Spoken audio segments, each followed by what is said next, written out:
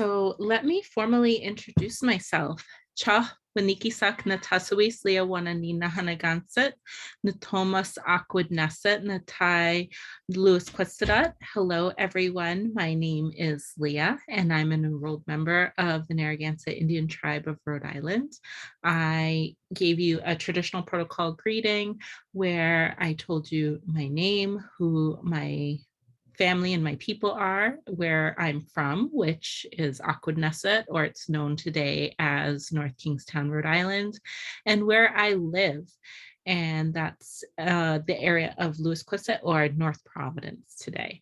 And when we interact with one another as Indigenous people, it's always important to acknowledge who we are, who our ancestors are, where we are from, when we introduce ourselves to one another, and that way we know who we are speaking with. I also want to acknowledge that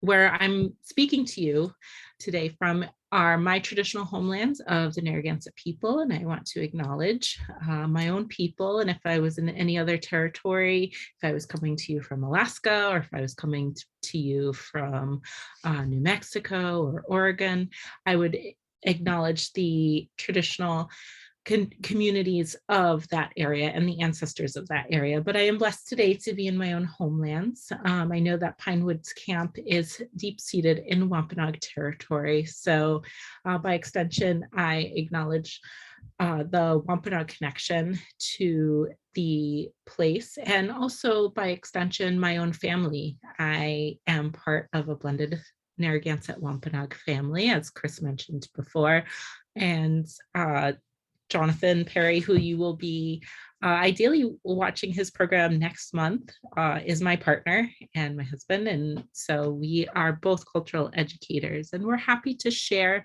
with you the knowledge that we have. It's just a small perspective on Indigenous topics. This week, we are talking about Indigenous art and also connections to the land through art. And I am going to invite people to use the chat function. While I'm sharing my screen, it's a little hard for me to monitor the chat.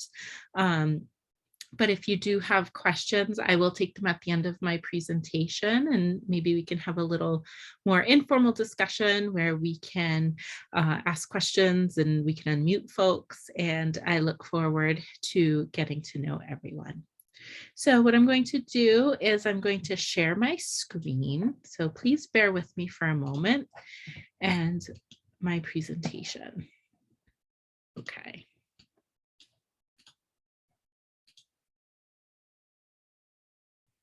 So welcome today to the Winter 2022 virtual series on Indigenous topics here for Pinewoods Camp. This topic is maintaining Indigenous artistic practices. And this is a topic that's very near and dear to my heart. I come from a family of Indigenous artists on my parents' side, and also through my spouse and his family. And I also anticipate that my young son, who's 5 years old, and you may hear in the background at some point, because it's bedtime in our home, that he will grow up to be an artist in his own right as well. Being an Indigenous person, we have connections to our homelands here.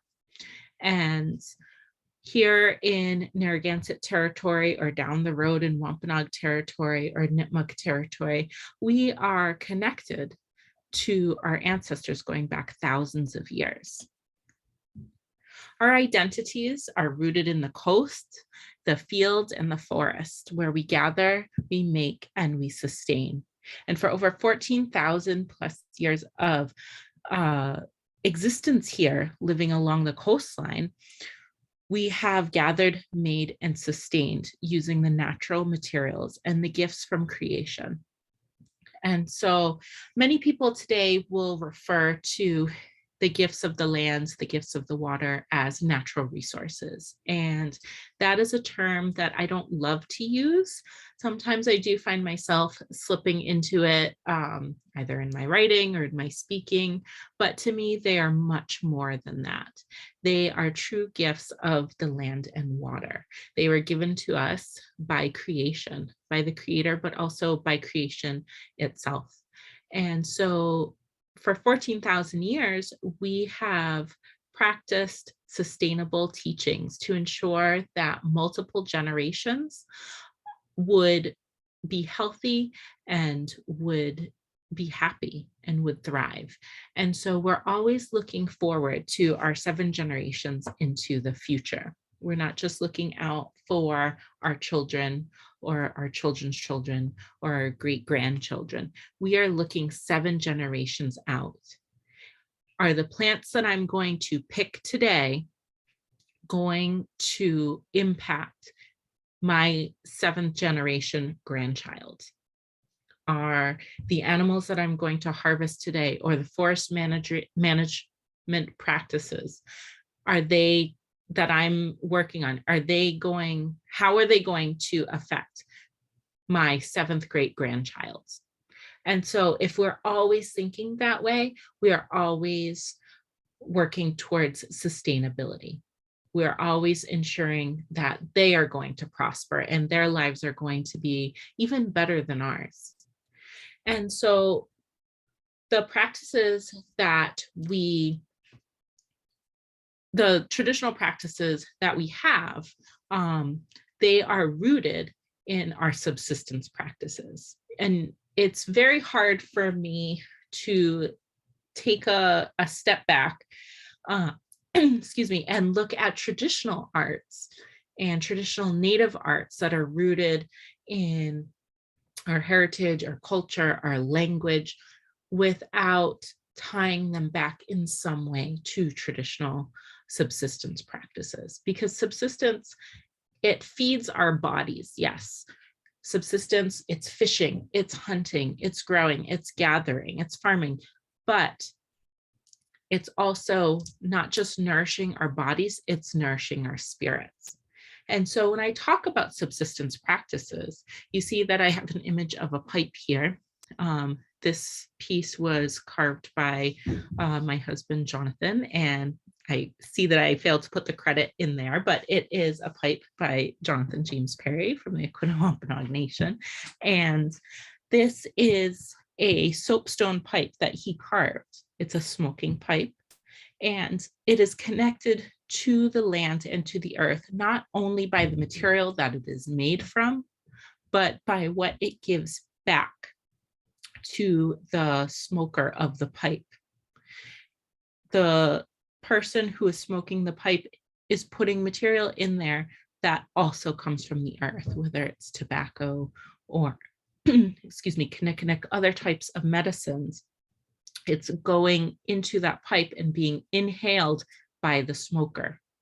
And so that in and of itself is a connection directly to the land. So everything that we do is connected back to the land and back to the waters. And I have a teaching that was given to me by my elder who has walked on in this past year, and Trudy Lamb Richmond from the Schaghticoke Nation. And I hold her deep within my heart because she was such a wonderful teacher.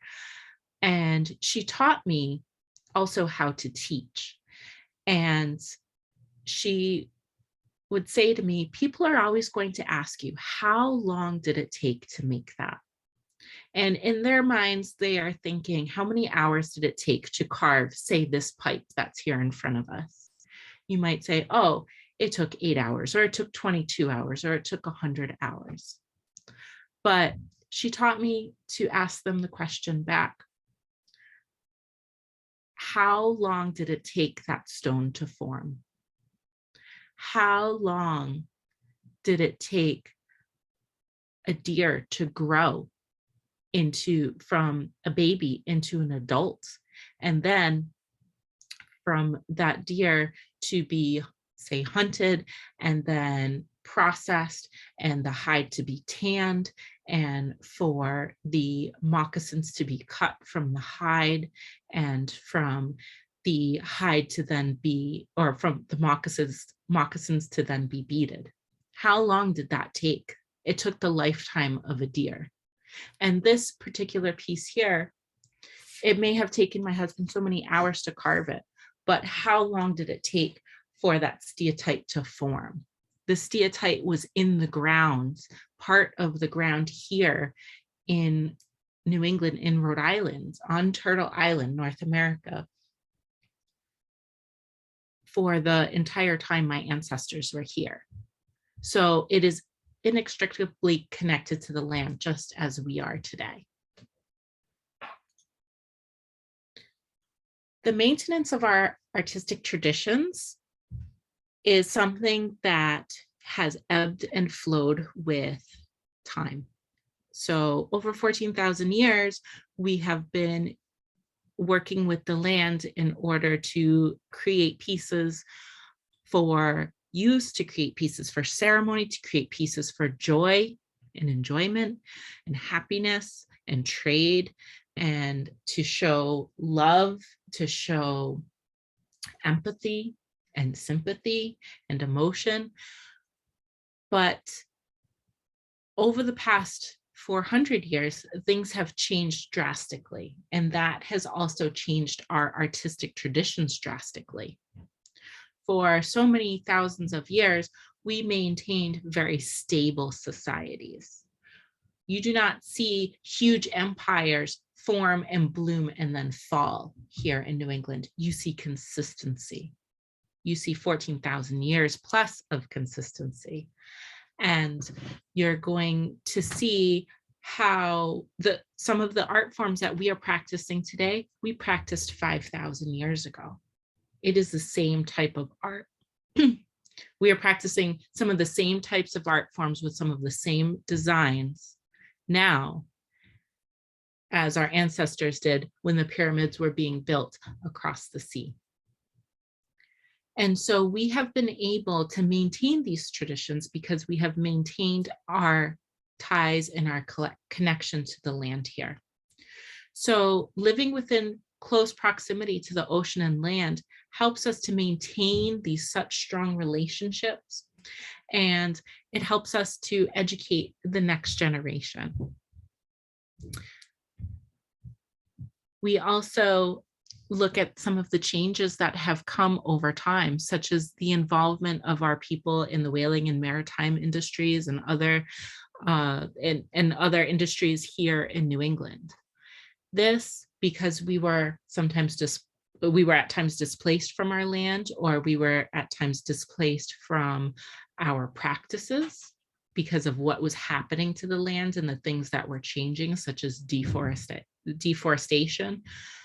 This really affected what we were able to make and do and use and wear and be. And so our involvement in these new industries allowed us to continue to live in our homelands, to survive in our homelands. And so once we shifted towards cash-based resources and going to work, say in a factory or on a whale ship, instead of staying on the land and hunting and fishing, that changed, excuse me, that changed our way in which that changed the amount of time we were able to spend with the land, the time that we were able to spend making and continuing our art forms and traditions. So our art forms and traditions did not disappear, but the time that we were able to commit to them changed drastically because society changed for us. Moving from a society where you're working a couple hours a week, maybe to tend to your garden, right? or to trade or to go fishing. And then the rest of your time is leisure time to this new society that came about in the 17th century, where we are now working in a cash-based economy. And so the amount of hours are now changing that we're working. And as the Industrial Revolution progresses and we move into the 19th and 20th century, we have the creation of the 40-hour work week. Well, when you're working 40 hours and then you come home at the end of the week saying you only worked 40 hours, not the 50, 60, 70 plus hour work week sometimes people put in, and then you come home to your family and you have to care for your family, and then you have to care for your home, what time is there left to make art? What time is there left to make things and give them away to people? Oftentimes people might make things and they might sell it. And so this is very different from how we were able to move freely prior to the time of European colonization. Also, we'll be exploring a little bit about the modern landscape and how the land and sea has changed. And so we are able to maintain our land, our connections to the land, I should say, because we live in a job-rich region, and this has allowed us to stay here. However, we are not always given access to our homelands, and we'll get into that a little bit too. And then finally, I'll be touching upon the cultural renaissance that we are going through right now as Indigenous people here in Southern New England.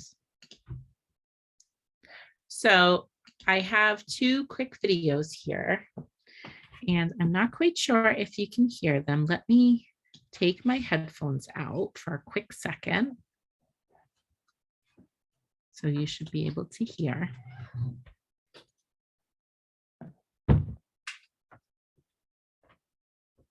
Okay. 1 second. All right. Can everyone still hear me? Marnie, could you give me a thumbs up if you can hear me? Okay, great. So this video here on the left was a few years ago now. And the reason why I'm bringing up these videos, these are just sweet little videos of my family. But the reason why I'm bringing these up, it's because, like I was saying before, subsistence and art are intertwined. They cannot totally be separated from one another when it comes to Indigenous art. So this is my son, who's now 5, but I think he was 2 in this video. Yeah, he was 2. He's going to be 3 that summer. And this is him having after his very first herring fishing experience. Now, herring fishing is something that is still practiced and is legal for the Wampanoag community to take part in. My son is both Wampanoag and Narragansett, and interestingly enough, as a Wampanoag person, he has the right in his own territory to take herring. But once you cross the colonial border into Rhode Island, as a Narragansett person, he has no right to take herring. And these are the same populations of fish. But the reason why I bring this up is we start very, very young in order to help our children to understand the importance of subsistence and the importance of practicing subsistence and practicing sustainable ways for those next 7 generations. So it's important to us that we start him at a very early age. So Marnie, please give me a hands up if you can hear.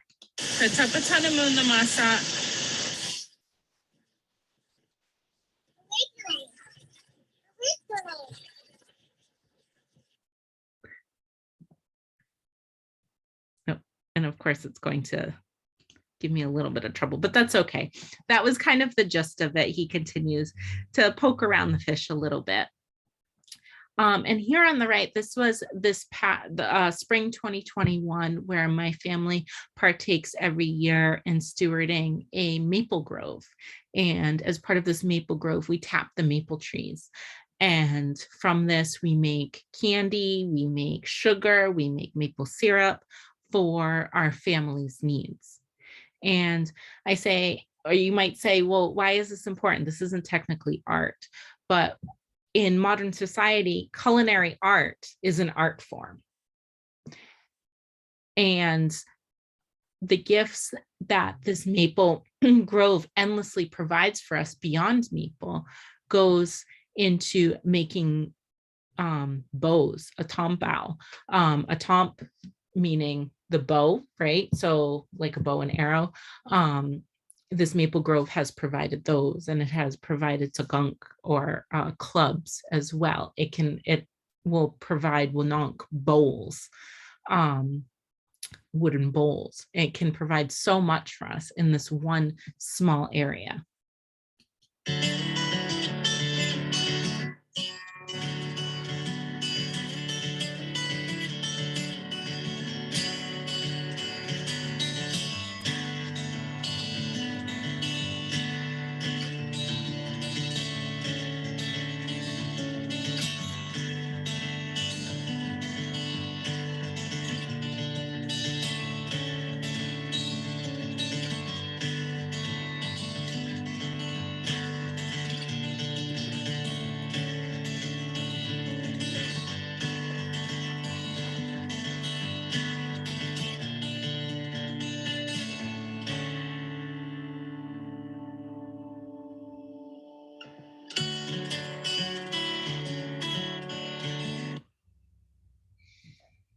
So these are just sweet videos for our family, but a lot of these practices are still done within the Wampanoag and Narragansett and also the Nipmuc communities. So when I speak about Indigenous people, the main people that I'm speaking out and not speaking for, but speaking about are our interconnected communities of Wampanoag, Nipmuc, and Narragansett people here in southeastern New England. Many of these traditions are shared by our relatives to the north, by the Abenaki and by the Wabanaki, the Passamaquoddy, the Pecumtuck, and also westward, such as the Mohican, the Pequot, the Mohegan, the Schaghticoke, the Stockbridge Munsee, and many other communities all the way out to the Great Lakes. We all had traditions of tapping maple trees. We all had traditions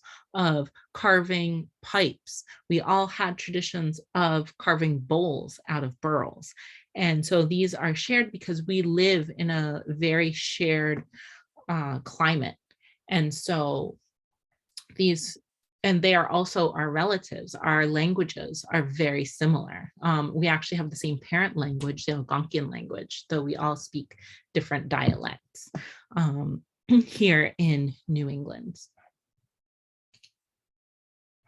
So again, why is subsistence important? Why is eating traditional foods important? And of course, this talk is not about traditional foods.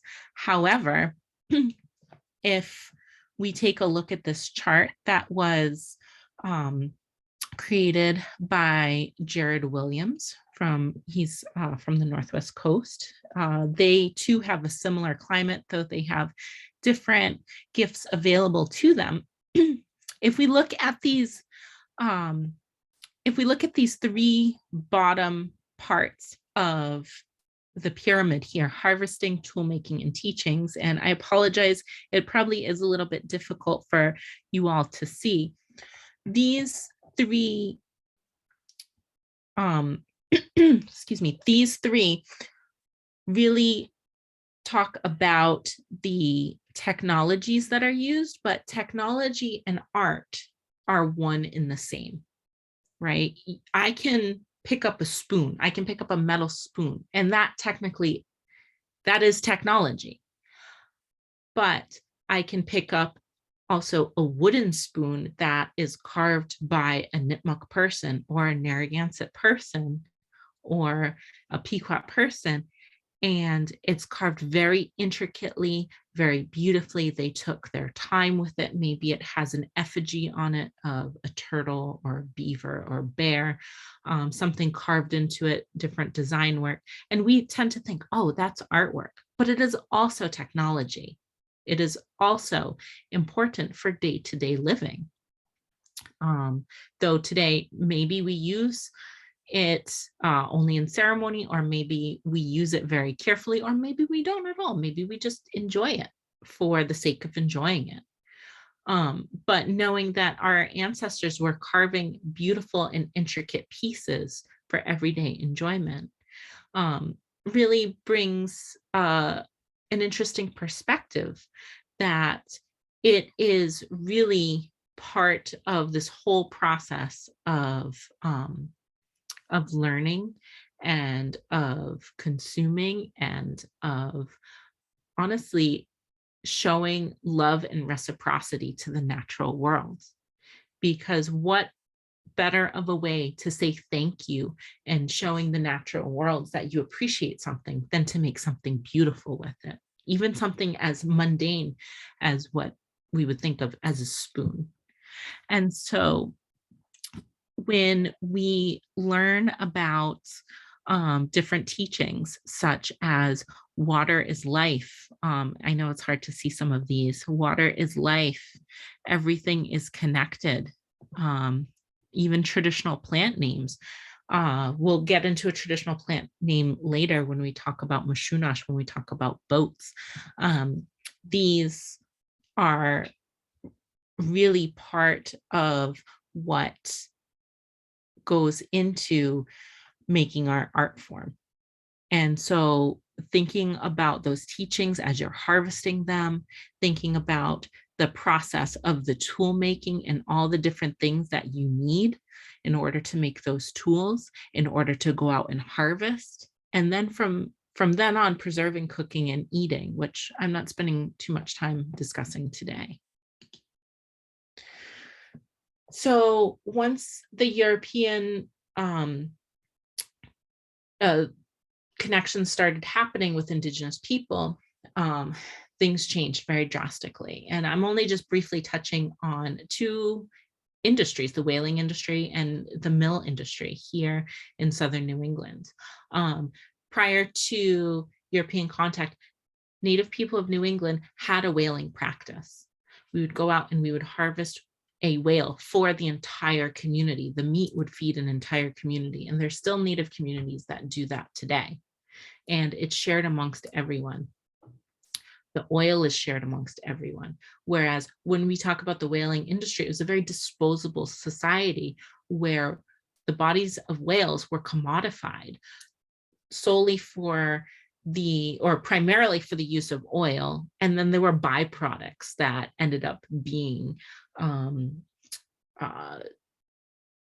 such as whale bones that ended up being used in everyday society because they were so commonplace. But who is eating the meat, right?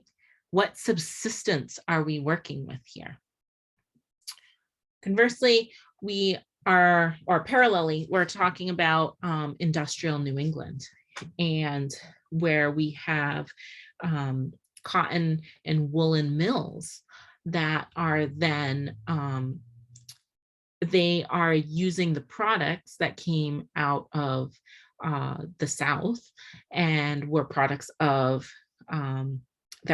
slavery, and they are then being milled and made into fabrics and made into then garments and so on and so forth. But milling, what's happening as the mill industry is booming is the rivers are being dammed. The waterways are being polluted. And so this is really disrupting the ecosystems for New England's Native people. I have here Wampanoag people, but really all of New England's Native people, and preventing us from subsistence fishing. And we still feel these impacts today. You can go into the grocery store and you can buy wild salmon from Alaska, but you cannot buy wild salmon from Massachusetts. You can only buy farm salmon from Massachusetts. And it's because our rivers are dammed and the salmon fishery completely collapsed.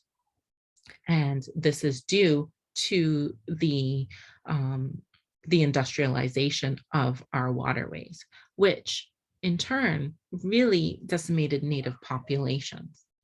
And when these things happen, it's also affecting our ability to maintain different practices, such as not just fishing, but if we go back to this chart here, we are looking at losing fishing and cooking and preservation techniques, which also are connected to tool making. So if we're not fishing for salmon anymore, we are losing our reason for making specific salmon hooks or tools that aid in salmon processing or salmon skin clothing. So making fish skin leather is a technique that I've been working on the past few years, but it's been something that I've had to work towards and reclaim along with others. So along with the industrialization and the maritime industries, what's happening is these are causing places throughout New England to become more and more populated with non-Indigenous people. And what's happening are Indigenous people are getting priced out of their homelands. And so this begins very early on, and this is not a talk about all of the history of that, and we can talk about that another day, or you can email me about it. But looking at it from a modern perspective, Native people, if we want to have access to healthy waterways to teach our children to fish, but also healthy forests so we can go and harvest burls that are going to make bowls and spoons and cups. And if we're going to go to areas and harvest healthy populations of deer that are going to make moccasins and bags and clothing and tools and jewelry from their bones and antlers, then we need to be able to have access to these things. And so this is a graphic that my husband and I bring up often. So in 2020, and things have changed drastically in the past 2 years, but the average price of a home in Massachusetts was almost $800,000. And on Martha's Vineyard, where my husband's people are from, the average price of a home was $2 million.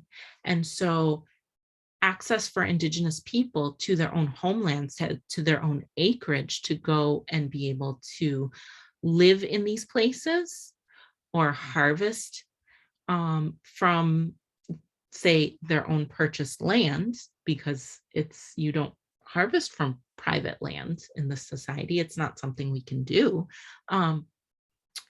We simply do not have the capital to do this. So this is something that is impacting our day-to-day abilities to practice our traditions, access to land and access to water.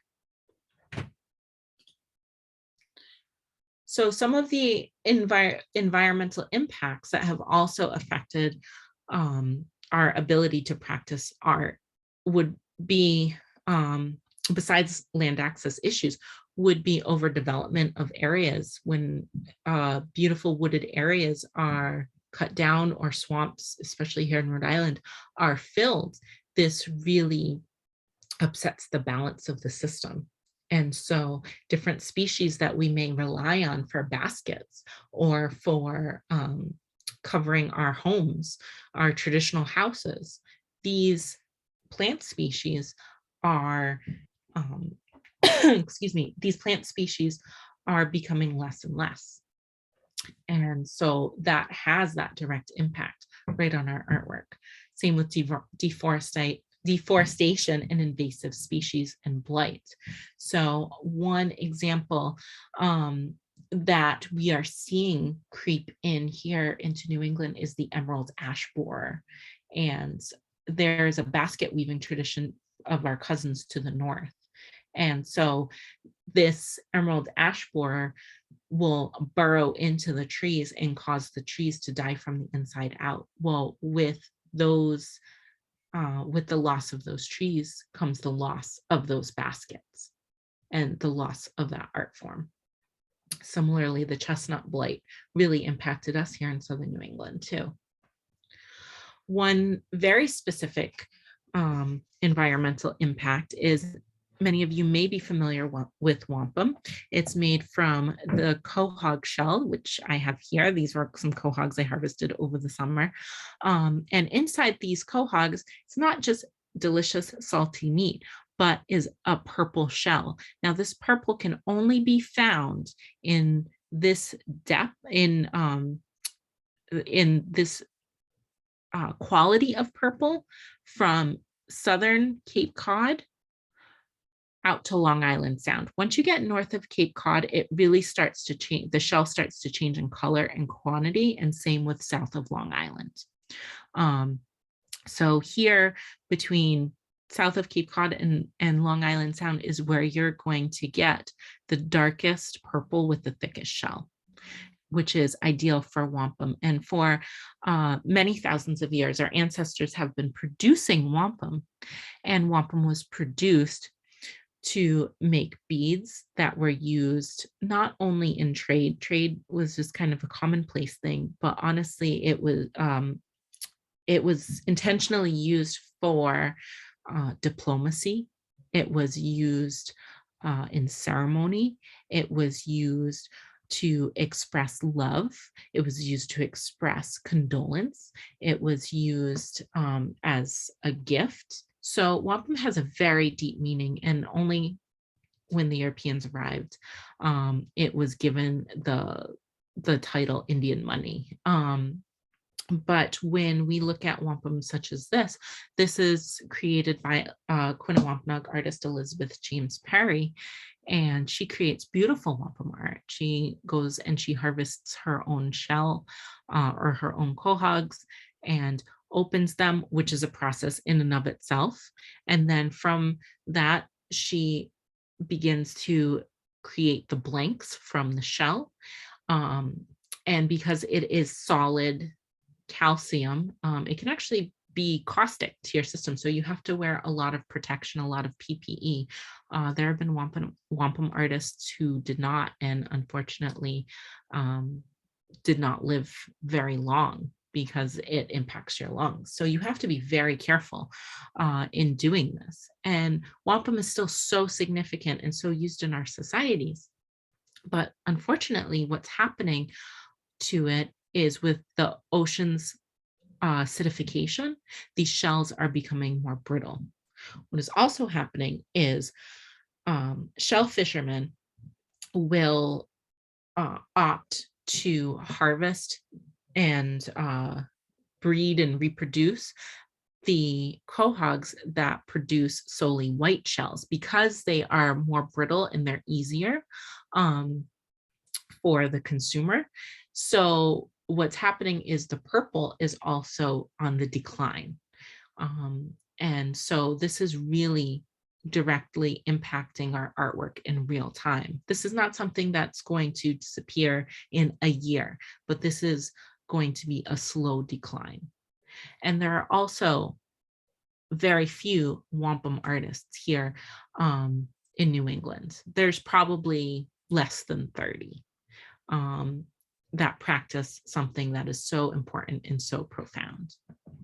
But Elizabeth is one of the master wampum artists who is able to keep this practice alive using both traditional and modern techniques.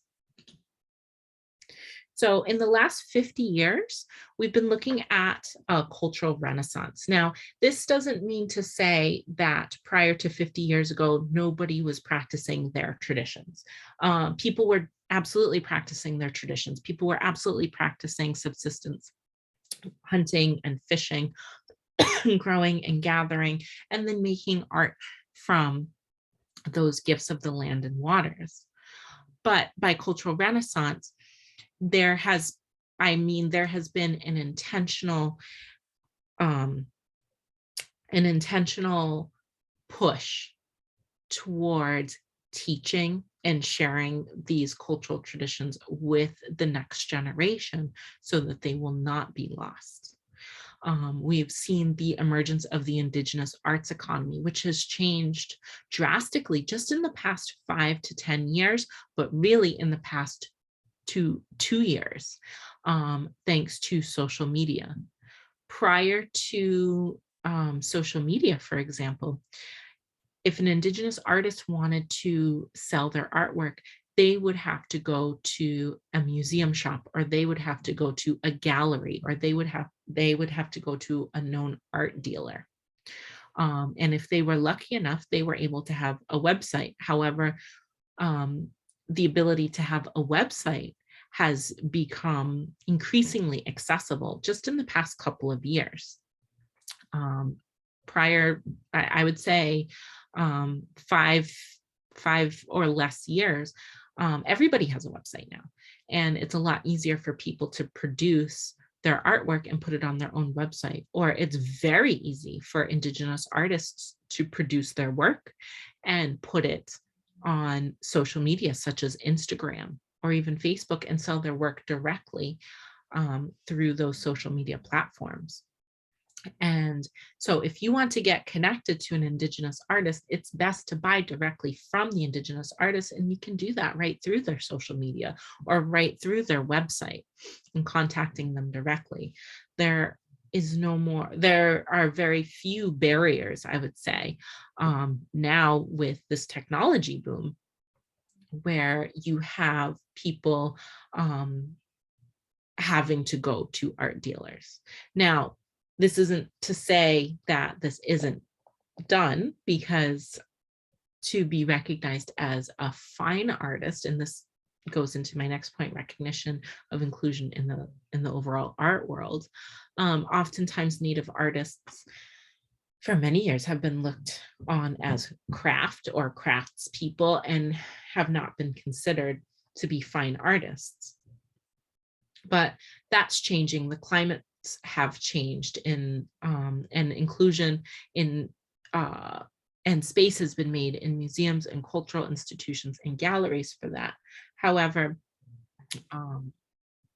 it's still difficult for Indigenous people to break out of the labels that are put on them. There are some Indigenous artists who want to be recognized just as artists. They don't want to be recognized as a cultural artist or an Indigenous artist, because oftentimes they get put in sections of museums with ancient art and not contemporary art when they are contemporary artists. So there are a lot of nuances also in that realm. But over the last 50 years, we are seeing this very comprehensive push towards maintaining and furthering cultural practices, especially here in Southern New England. This is an example of one. Here on the left, I was proud to be a part of this project. This was called Mission Mishoon. It was at the it was a project done at the Mashantucket Pequot Museum and Research Center in summer 2015, where I worked alongside intertribal community members from the Mashpee, Wampanoag, Aquinnah Wampanoag, Schaghticoke, Pequot, and a number of other Native communities in order to build a 36-foot long Mishoon. A Mishoon is a boat. It's a dugout canoe. This is a much smaller one. This was created by my partner for a project called the Nolambika project. And this was the first Mishoon that was paddled in the Connecticut River. We believe in over 200 years. But this Mishoon on the left, or what would become a Mishoon, was the first that was paddled in the Mystic River in over 300 years. And it was the largest to date through 2015. Now, I believe there has been a 40-foot Machoon that's been created by Wampanoag people. So people are really working to bring this art form and tradition back.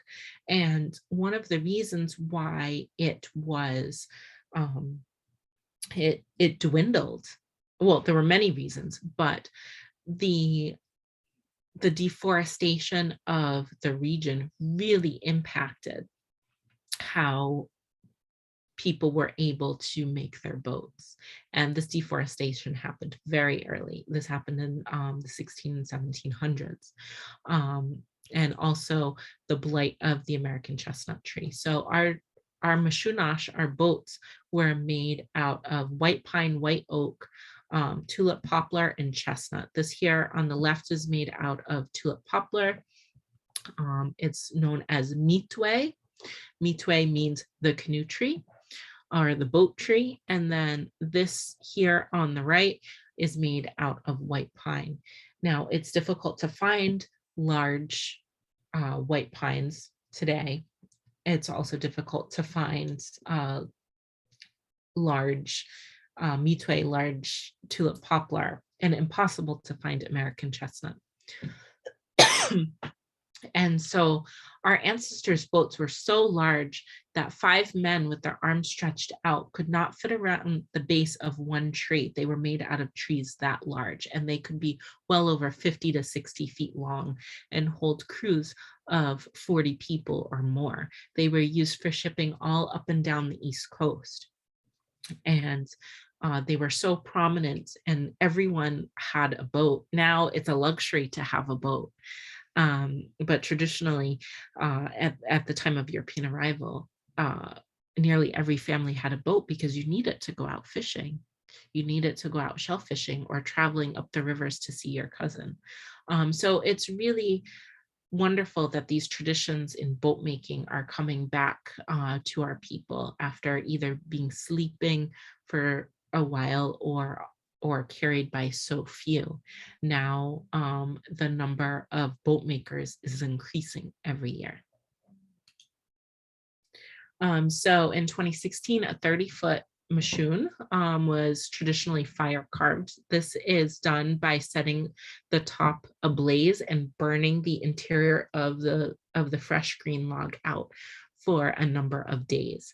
And this particular Machoon was so important because it was used in an act of diplomacy. Here in the back, it was not just a museum piece, or it was not for display, but here in the back, we see this ship. This is the Hokulea, and the Hokulea is a Polynesian vessel that has taken many journeys around the world, and it came to Nope, to Martha's Vineyard, to visit the Akuna Wampanoag people, and they requested to meet, and they requested to visit the island from the traditional leadership of the Akuna people, and so the response was to create this vessel to paddle out and usher them to the island, which is a tradition, a maritime tradition of many Indigenous people around the world. So as I'm wrapping up, I like to always ask my audiences, and this is a rhetorical question, or these are rhetorical questions, but how can you help Indigenous people to maintain their art? How can you help Indigenous people to maintain their subsistence practices and to maintain their connections to their homelands and access to their homelands? And how can Indigenous people assist in sustainability and teaching people how to be sustainable when we cannot have access to land and ocean ourselves? And what changes can you propose as an individual, as a part of an organization, as part of the governments that we all share, town governments, city governments, state governments, federal governments? What changes can you propose to help our nations? and how can you be a good ally? So by helping us access our homelands and home waters and supporting subsistence in and our artistic practices, you can ensure that the health and the health of our people and health of the next generation of Indigenous people and the land, and by extension, your communities are going to be successful. So with that, I am going to say Katapatanamu. Thank you all. If you have any further questions that I can't answer here in the chat, I'm happy to talk offline. You can email me at leahhopkins@gmail.com. I also have an Instagram that I am working on. It's been a little silent over the past couple of months, but it's at we.face.east, we face east, where I highlight Indigenous art and subsistence practices. So I'll be getting back to that this spring. But with that, I'm going to say Katapatanamu. Thank you all. And I look forward to the questions or comments you may have. Wonderful. Thank you so much, Leah. That was amazing and fabulous. And I see many hands out there, so thank you. And before we turn it over to questions, we just want to remind you of the next two programs in this series. Next Tuesday, February 15th, we have Voices of the Land, Indigenous Songs of the Northeast. And Jonathan James Perry, Leah's husband, will be leading that program. And then on Tuesday, March 15th, we have Indigenous Connections to the Land and Building a Meaningful Acknowledgement. Again, you have to register for each of those programs individually, and we'll put that registration link in the chat function, in the chat feature. And also, if you'd like to make a donation tonight to this program and continuing the work that we're doing here at Pinewoods, that's fabulous. We so appreciate it. With that, we are going to turn it over. You can ask questions one of two ways. You can either raise your hand, and at the bottom of your screen, there's a little reactions button. If you click on that, you'll see the hand raising function. You can do that, and we'll have you unmute. Or you can just type a question right into the chat feature. The questions will just go to the co-hosts tonight. So not everyone will be able to see your question, but we'll ask that question for you, or Leah will just ask it, read it directly and answer it. So we'll turn it over for any questions now. I see a hand from Molly and Dan Lynn Watt. So I'm going to ask you to unmute. So Leah, thank you so much. I'm a grandfather of a Nipmuc woman, Keely Curlis. You may know her. And I'm the grandmother. But in any case, one of the things I was interested in your talk was the beautiful language that you spoke. And I wonder if you could share with us, did you grow up with that language, or how did you and your nations and the other nations come to speak this language? Well, first I have to say, I am so excited you are here. So for everybody in the room, Keely Curlis is my favorite human being next to my husband and my kid. Ours too. She is the most wonderful person. And I want to get her at Pinewoods. I love Keely so much. So I'm so happy you both are here. And I do recognize you now that I see you in my little Zoom window here. And yes, Keely is an amazing Nipmuc farmer and culture bearer, and really just colleague and sister of mine. And so now on to your question, now that I've doted a bit. So I did not grow up with my language. So the dialect that I'm speaking I learned through the Wampanoag Language Reclamation Project, and I was able to take those classes because I was a household member of a Wampanoag person. So those classes are open to all Wampanoag families and their households. So I took classes for a couple of years. I remember because I was working at the Mashantucket Pequot Museum in Connecticut. I would leave work right at 5 o'clock and I would drive straight to Boston every Thursday to take those classes. So that was 2 hours just to go learn the language of our folks. It's a dialect that is very similar to my N dialect, or I think they're both N dialects. It's very similar to Narragansett. And so my community also, prior to COVID, would have language classes as well. And I also dabble a little bit. One of my own personal interests is in the languages of Southern New England and looking at the historical documents. So through the language program, I was able to get great foundations for the meanings behind language, grammar, and usage. And then from there, I was able to work in order to start grabbing more vocabulary out of different historical places. I mean, I did grow up with some community members, Bruce being one of them, speaking words here and there. Saying to Butney or thank you, or Oskowikwasin, good morning, those types of things. I wouldn't say that I am fluent. I'm still a language learner. I've achieved maybe intermediate level, but it's definitely been a work in progress. I just wanted to ask that because the language is so beautiful. It is a very beautiful and lyrical language. I think Algonquin in general, so all Algonquin languages, whether it's Wampanoag or Nipmuc or Potawatomi is another one, or Mi'kmaq, they all have a very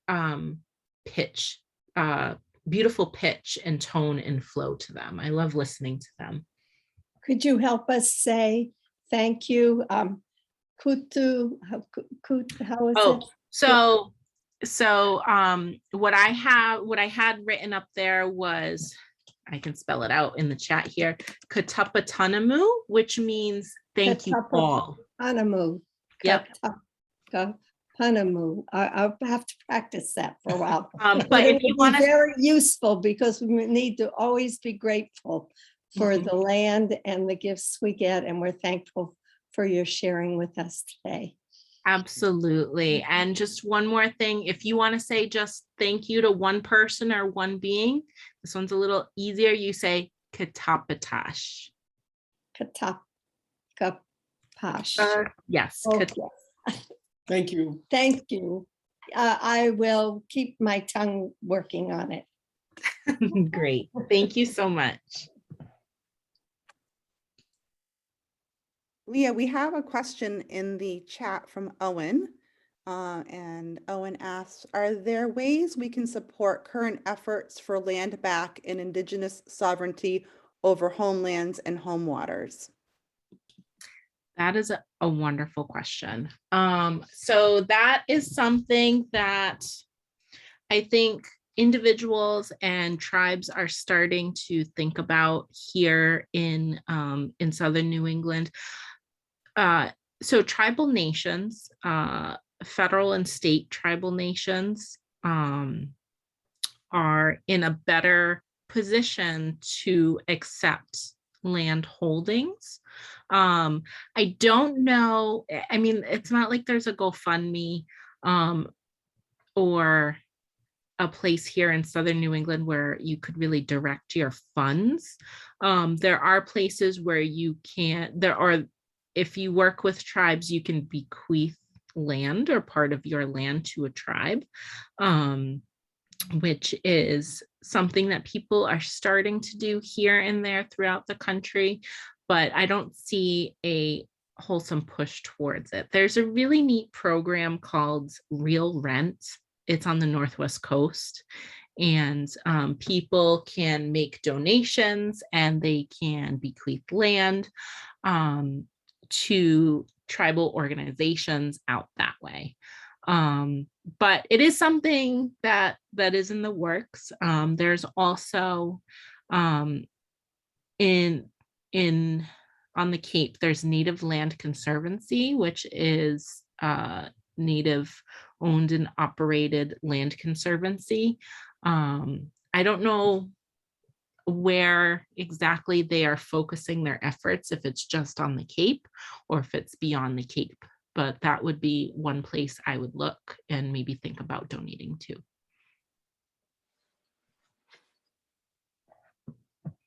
It's definitely something I've thought about organizing, but I've learned that organizing a land trust is a lot. It is a lot. And at this point in my life, I do not have the capacity for it. All right. Several people have asked if we are recording this video or this program, and we are, and we hope to have it available in the very near future. So stay tuned with that. Are there any other hands up at all?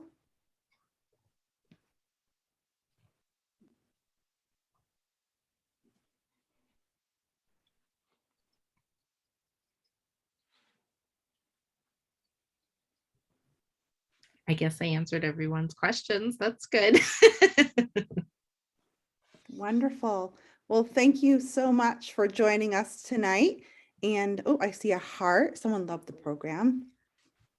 Oh, somebody just messaged me. Hang on one second. Give me a moment before we close out.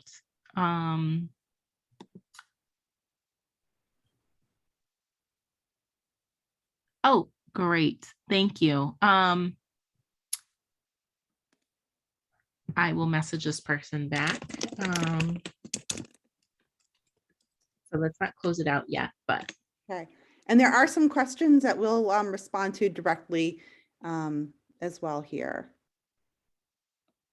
Would it be possible to see a larger version of the pyramid about culture? Oh man, to be honest with you, I have looked for a larger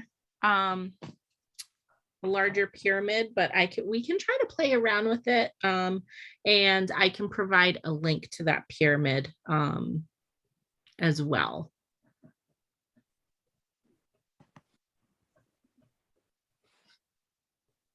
Oh, here's a question from Julie. Is there a site where one can find a list of individual Indigenous artists? Oh, that is a great question. Hard to find folks on Instagram, for example. And I know, Leah, this is a project that you are working on. Yes, so I'm working on, mine's very specific. I'm working on creating a database of Indigenous artists and culture bearers here in Southern New England. Mostly teaching artists or people who would do talks, but there are a number of arts folks. So let me back out here. I believe, oh goodness, what is it? New England Foundation for the Arts has, I think it's called Creative Ground. And you can search for Native artists through Creative Ground, which is one. Here is a link. I'll post it to everybody. That's not going to help you with a social media question. As far as social media,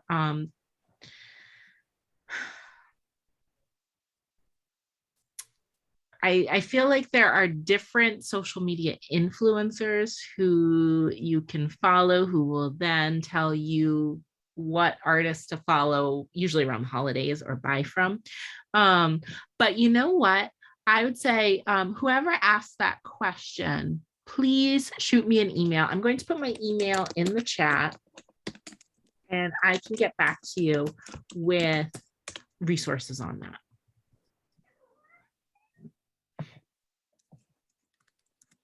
And thank you everyone for your comments too, that I'm getting via direct message. Trying to toggle between a couple of windows here, but I appreciate everyone's thoughts and sentiments. We have a few more questions. Someone's asking, make it possible for us to save the chat. You can save the chat, but we'll also take these comments and we'll send them to all the participants that were here tonight. So you have those, you don't have to worry about it. You can just listen right now. And a question for you. Lots of questions are coming in. Have you worked with any of the researchers in Woods Hole regarding increasing risk for Indigenous lands waters? I have not personally. Elizabeth James Perry, who I showed you her wampum art, she's a marine biologist and she has done work with Woods Hole. So I would suggest that you reach out directly to her if you're interested, either in her art or, excuse me, in the subject of marine biology and the subject of marine biology in conversation with Indigenous traditions. I'm putting her website here in the chat too. And she's a well-accomplished artist as well. I can attest to that. Her work is beautiful. And everybody, you're going to have to excuse me for coughing and choking through that. There's a cold going through my family's house. I'm at the tail end of it. So I apologize. All right. I think. All right. So we'll get those links sent out probably tomorrow. We'll work on converting this to so you can view this as many times as you want. And then please do sign up for February 15th and March 15th. Those are going to be amazing as well. So thank you again, Leah. Thank you everyone for joining us and have a great rest of your week. Thank you, everyone. Katapatanamu, thank you for coming. Winina Khan, have a good night.